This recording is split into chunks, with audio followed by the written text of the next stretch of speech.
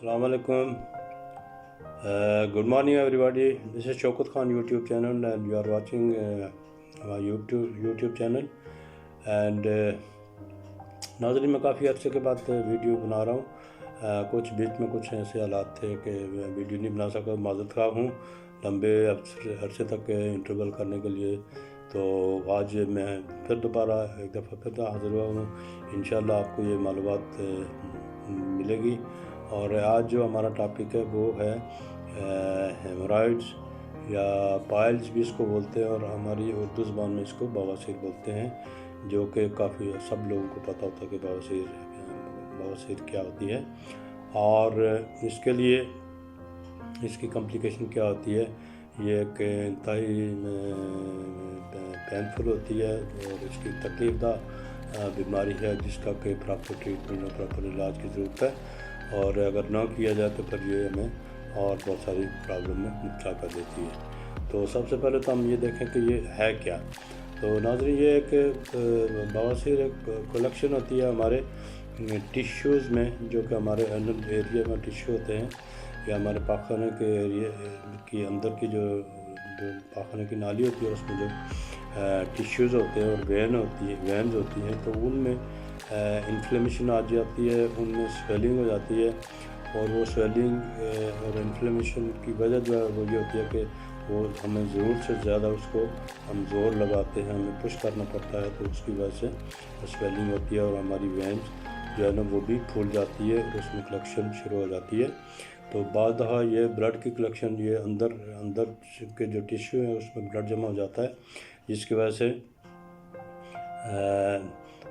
हमारे जो पाखने की जगह वो तंग हो जाती है, तो जिसकी वजह से हमें शदीद दर्द होता है। और उसके अलावा बाद दफ़ा यही टिश्यू जो है ना ये पुश करने की वजह से, ज़ोर लगाने की वजह से ये बाहर आ जाते हैं, तो बाहर की साइड पे भी ये इनकी स्वेलिंग होती है और ये मिस से बने होते हैं, जो कि हमें हमारी जो पाखाने की जो नाली होती है या पाखाने के जो जगह है, एनल एरिया जिसको बोलते हैं, वो तंग हो जाता है। उसमें जब भी हम पाखाना करते हैं, जब भी हम पेशाब करते हैं, तो शदीद किस्म की तकलीफ़ होती है, शदीद किस्म का दर्द होता है और जलन होती है। तो इसके लिए ये है कि सबसे पहले तो हम देखते हैं कि इसकी कॉम्प्लिकेशन क्या क्या है। तो नाज़रीन, इसकी कॉम्प्लिकेशन तो एक तो ये है कि सबसे पहले इसमें इचिंग होती है और ख़ारिश, जिसको बोलते हैं ख़ारिश होती है। पहले हल्की हल्की ख़ारिश होती है, कुछ तेज़ होती है, और ख़ारिश के बाद फिर ये हमें स्वेलिंग महसूस होती है, स्वेलिंग होती है, सूजन होती है इस एरिए में, और जिसकी वजह से शदीद किस्म का पेन शुरू हो जाता है। और ख़ासकर जब हम पाखाना करते हैं, पेशाब करते हैं, तो उस वक्त शदीद किस्म का दर्द होता है और जलन भी होती है। तो वो बाद दफ़ा नाकाबिल बर्दाश्त होती है, चूँकि बहुत से शदीद किस्म का दर्द होता है। तो उसके बाद जो तीसरी जो इसकी कॉम्प्लिकेशन है वो है जनाब ब्लीडिंग। तो ब्लीडिंग, जैसे मैंने आपको बताया कि ब्लीडिंग हमारी जो इनर लेयर होती है पाखाने की नाली की, तो उसमें ज़ख़म आ जाता है। और ज़ख़म किस लिए आता है कि जब हम पाखाना करते हैं, हमारा पाखाना सख्त होता है या कॉन्स्टिपेशन होती है, कॉन्स्टिपेटेड होता है हमारा स्टूल, तो वो चूँकि बहुत हार्ड होता है, तो जब हम पुश करते हैं तो वो हमारे इन मसल्स को या इन टिश्यूज़ को डैमेज करता है, उनको ज़ख्मी करता है, और वो ज़ख्मी करके फिर वो मतलब निकलता है, नीचे आता है। तो वो ज़ख़म बनने की वजह से वो अंदर जो हमारे टिश्यू जो रप्चर्ड हुए होते हैं, उनकी वजह से उनमें से फिर ब्लीडिंग शुरू हो जाती है, और वो फिर आहिस्ता आहिस्ता बढ़ती रहती है। और कभी तो ये कि रेगुलर ब्लीडिंग होती है, कभी ये होता है कि अगर जब भी आप पाखाना करेंगे तो उससे ब्लीडिंग होगी, क्योंकि जैसे भी पाखाना करेंगे प्रेशर उस पर आएगा, तो प्रेशर की वजह से वो जगह दोबारा खुल जाती है और उससे फिर ब्लीडिंग शुरू हो जाती है। तो ये एक कॉम्प्लिकेटेड सूरत हाल होती है, और इसके लिए ये है कि इसकी सर्जिकल इंटरवेंशन की ज़रूरत होती है, और सर्जरी से भी बाद दफ़ा आजकल लेज़र सर्जरी भी आ रही है, उससे भी इसको ट्रीट किया जाता है। लेकिन ज़्यादा बेहतर यही है कि इस नौबत तक बात न पहुँचे और हम उसको पहले से बेहतर तरीके से ट्रीट करें, तो उससे फिर हमें इन सारी मुश्किलात से, इन सारी परेशानियों से बचा जा सकता है। और इसलिए सबसे पहले हम देखते हैं कि इसके कॉजेज़ क्या हैं। تو کازز کو ہم اس کی مطلب اس کے جو وجوہات ہیں ان کو اگر ان کی ہمیں پتہ چلے تو پھر ہم ان وجوہات کو خود بھی ٹریٹ کر سکتے ہیں، خود بھی ان کو ٹیکل کر سکتے ہیں۔ تو ان کی وجوہات میں سب سے پہلی جو وجہ ہے وہ ہے جناب کانسٹیپیشن، جو کہ کافی لوگوں کو ہوتی ہے، اور اس کانسٹیپیشن کی وجہ سے بھی ہماری جو ہے بواسیر کی کنڈیشن بڑھ جاتی ہے۔ اور نمبر 2 ہے وہ ڈائریا، کرونک ڈائریا، لمبے عرصے تک اگر کسی کو ڈائریا ہے تو اس سے بھی بواسیر ہونے کا خدشہ ہوتا ہے۔ اور نمبر 3 وہ ہے جناب پریگننسی یا حامل خواتین جو ہیں ان کو بھی اس میں بواسیر سے ہو سکتی ہے اور بعض دفعہ ہو جاتی ہے۔ تو اس میں کانسٹیپیشن کے لیے جیسے میں نے آپ کو بتایا کہ کانسٹیپیشن چونکہ وہ جو ہمارا جو پاخانہ ہے وہ بہت ہارڈ ہوتا ہے، وہ سخت ہوتا ہے، تو وہ جب ہم پش کرتے ہیں تو وہ جیسے بھی جس راستے سے جاتا ہے تو اس راستے کو ان ٹیشوز کو اور وہ جو وینز ہیں ان وینز کو ٹیشوز کو زخمی کرتا جاتا ہے، اور اس کی وجہ سے جو ہے یا تو سویلنگ ہوتی ہے یا پھر اس میں بلڈ کی کلیکشن اندر والی سائڈ پہ بلڈ کی کلیکشن بھی ہو جاتی ہے، اور اس کے بعد یا پھر اس میں زخم ہونے کی وجہ سے وہ ریپچر ہو جاتا ہے اور اس میں بلیڈنگ شروع ہو جاتی ہے۔ تو یہ جو ہے ساری جو پرابلم ہے سب کی سب جو ہے وہ کانسٹیپیشن کی وجہ سے ہوتی ہے۔ اور اس کے بعد جو ڈائریا ہے، لمبے عرصے تک ڈائریا، اس کے لیے بھی وہ بھی اس لیے ہوتا ہے کہ چونکہ ہمیں بار بار ٹوائلٹ جانا پڑتا ہے، بار بار پش کرنا پڑتا ہے، تو اس کی وجہ سے بھی ہماری جو اینل ایریا اس کو پریشر پڑتا ہے، اور اس کی وجہ سے ہمارے جو مصے ہیں وہ باہر آ جاتے ہیں، اور کبھی کبھی اندر والی سائڈ پہ بھی سویلنگ ہوتی ہے، کبھی باہر باہری سویلنگ ہو جاتی ہے۔ تو ان جو مصے اگر کسی کے اگر باہر آ جاتے ہیں ان کو بھی پش کر کے اندر کیا جا سکتا ہے، اور اس سے بھی کافی فائدہ ہوتا ہے۔ تو پریگننسی میں چونکہ ایک تو جو حاملہ خواتین ہوتی ہیں ان کے جو بیبیز کا جیسے جیسے ان کا وزن بڑھتا جاتا ہے تو وہ ان کا پریشر جو ہے وہ اینل ایریا میں پڑتا ہے، اور اس کی وجہ سے بھی جو ہے بواسیر کی علامات ظاہر ہو جاتی ہیں اور خطرہ زیادہ ہوتا ہے۔ اس کے علاوہ لمبے ٹائم تک ہم جو لوگ ٹوائلٹ میں بیٹھتے ہیں، سیٹ پہ بیٹھتے ہیں، پاخانے کے لیے بیٹھتے ہیں، بعض لوگ ویسے بھی عادتاً بھی بیٹھتے ہیں لمبے ٹائم کے لیے، تو وہ لمبے ٹائم کے بیٹھنے کے لیے چونکہ وہ پریشر بنا رہتا ہے، جب تک بندہ وہاں بیٹھا ہوا ہے تو وہ پریشر بنا رہتا ہے، تو آپ کے جو مسلز ہیں یا آپ کے جو وینز ہیں وہ ان پہ پریشر پڑتا رہتا ہے، تو اس سے بھی بواسیر کا خطرہ ہوتا ہے اور بواسیر بڑھتی رہتی ہے۔ اس کے بعد ہم کھانے کھاتے ہیں، ہارڈ فوڈ جو ہے ڈرائی قسم کے کھانے ہم کھاتے ہیں، تو اس کی وجہ سے بھی بواسیر ہونے کے چانسز ہوتے ہیں، کیونکہ ہمارا اسٹول جو ہے، ہمارا پاخن جو ہے وہ ہارڈ ہوتا ہے،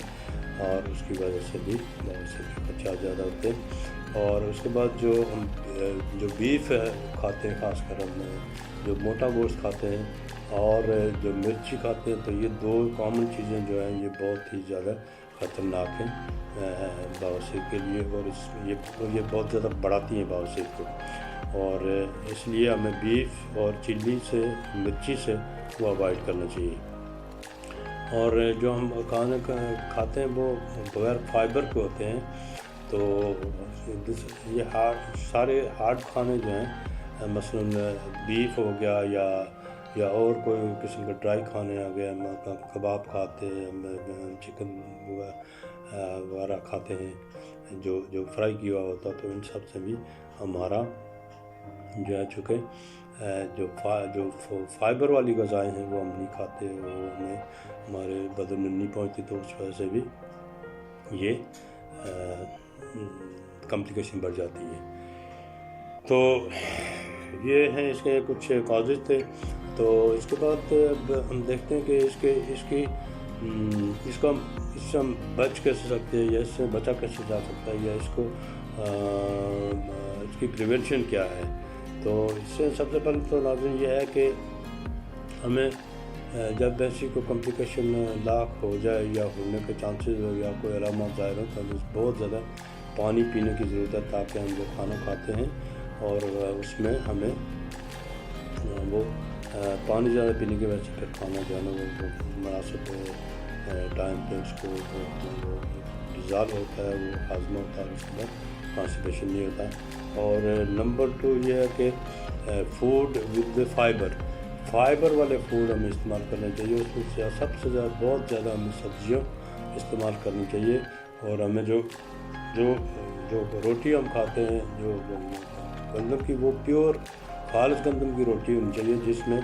وہ چھان وغیرہ بھی ہوتے ہیں، مطلب ہے جو اب آج کل جو ہمارے پاس جو آٹا آ رہا ہے اس میں سے بہت ساری چیزیں انہوں نے نکال دی ہوتی ہیں،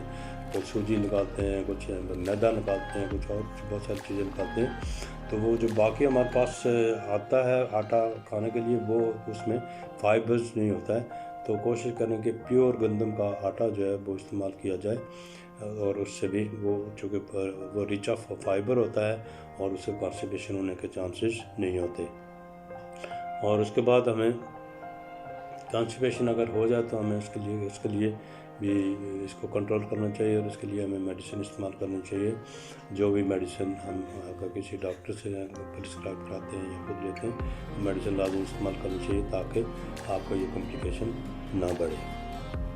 اور زیادہ پرابلم نہ ہو۔ اس کے علاوہ جو کرونک ڈائریا ہے، جو لمبے عرصے تک جن لوگوں کو ڈائریا ہے، تو وہ ڈائریا کو بھی ٹریٹ کرنا چاہیے، اور اس کے بھی کاز کو پتہ کرنا چاہیے کہ اس سے ڈائریا کے کیا کاز ہیں اور یہ کیوں ہوتا ہے، تو اس کو بھی لازمی ٹریٹ کرنا چاہیے، اور ایز سون ایز پاسبل کہ اس کو ٹریٹ کرنا چاہیے تاکہ ہمیں کوئی اور پرابلم نہ ہو، چونکہ ڈائریا سے اور بھی بہت ساری کمپلیکیشن ہو جاتی ہیں۔ تو اس کے بعد اگر بہت زیادہ پین ہے تو ہم پین کے لیے لائٹ پین کے لیے استعمال کر سکتے ہیں، لائک پیراسیٹامول وغیرہ استعمال کر سکتے ہیں، یا اس کے زیادہ بھی پین کے لیے استعمال کر سکتے ہیں۔ اور تیسری چیز جو ہے وہ ہمارا جو اینل ایریا ہے اس کو موئسچرائز رکھنا چاہیے، وہ جیسے ڈرائی ہوگا تو اتنا زیادہ پین فل ہوگا اور اتنا زیادہ کمپلیکیٹڈ ہوتا رہے گا، تو اس میں اگر آپ کے پاس کوئی آئنٹمنٹ ہے تو وہ اس کو یوز کریں، نہیں تو آپ سمپل کوئی بھی آئل اس کو اس ایریا میں یوز کر سکتے ہیں تاکہ آپ کا موئسچرائزنگ برقرار رہے گا۔ اور اس کے بعد گرم پانی زیادہ استعمال کیا جا سکتا ہے پینے کے لیے بھی، اور اس کے بعد اگر آپ باتھ لیتے ہیں تو اس کے لیے گرم پانی سے باتھ لیں، تو اس سے بھی یہ ہمارے جو مسل ہیں وہ سارے سموتھ ہو جاتے ہیں اور ریلیکس ہو جاتے ہیں، تو اس سے بھی ہمیں ریلیف ملتا ہے۔ اور اس سے زیادہ اگر زیادہ کمپلیکیشن ہے، بہت زیادہ سیویئر پین ہے، تو اس کے لیے سٹس باتھ ہم لیتے ہیں کہ پانی کسی ٹب میں ڈال کے تو اس میں آپ بیٹھ جائیں 5-10 منٹ کے لیے، اتنا پانی نیم گرم پانی مطلب اتنا پانی گرم ہوگا جس کو آپ برداشت کر سکتے، بہت زیادہ گرم پانی نہ ہو کہ آپ مطلب وہ بندہ جل جائے، تو نیم گرم پانی میں 5 سے 10 منٹ تک بیٹھ سکتے ہیں، اس سے بھی بہت ریلیف ملتا ہے، اور آپ کے مسل جو ہے سارے اس کے ریلیکس ہوتے ہیں، سموتھ ہو جاتے ہیں، تو اس سے بھی پین میں بہت کمی آ جاتی ہے۔ اور اس کے بعد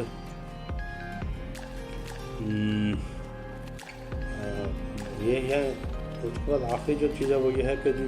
ایکسرسائز بھی بہت ضروری ہے کہ آپ اس کے لیے ایکسرسائز جو کریں گے تو ہمارے جو مسلس ہیں سارے موو کرتے رہیں گے، اور اسٹفنس ہمارے مسل کی جو یا ہماری باڈی کی جو اسٹفنس وہ کم ہوتی رہے گی،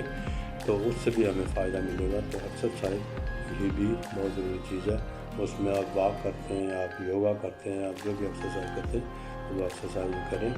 اور اس سے انشاءاللہ بہتری ہوگی۔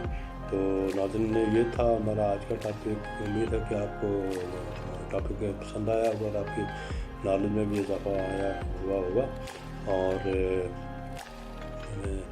امید کرتا ہوں کہ آپ کو اس سے کچھ فائدہ بھی ملے گا۔ تو ناظرین میرے چینل کو سبسکرائب بھی کریں، اس کو لائک بھی کریں اور شیئر بھی کریں دوسرے لوگوں کو، تاکہ اور لوگوں کو بھی کی معلومات میں بھی اضافہ ہوتا رہے، اور تاکہ لوگ مشکل سے پریشانیوں سے بچتے رہیں۔ تو اس کے بعد اسی ٹاپک پہ ناظرین انشاءاللہ میں ایک ہربل میڈیسن اس کے لیے میں آپ کے ساتھ شیئر کروں گا اپنی اگلی نیکسٹ ویڈیو میں، اور وہ ہربل میڈیسن انشاءاللہ آپ کے لیے بہت فائدہ مند ہے، خاص کر اس کے بواسیر کے لیے بہت اچھی دوائی ہے۔ وہ میں آپ کو آپ کے سامنے اس کو میں ڈیمونسٹریٹ کر کے بتاؤں گا کہ اس کو کیسے بنانا ہے، کیسے تیار کرنا ہے، کیسے استعمال کرنا ہے۔ تو تب تک کے لیے اللہ حافظ، اپنے ارد گرد کے سب لوگوں کا خیال رکھیے گا۔ تو اللہ حافظ، السلام علیکم ورحمۃ اللہ وبرکاتہ۔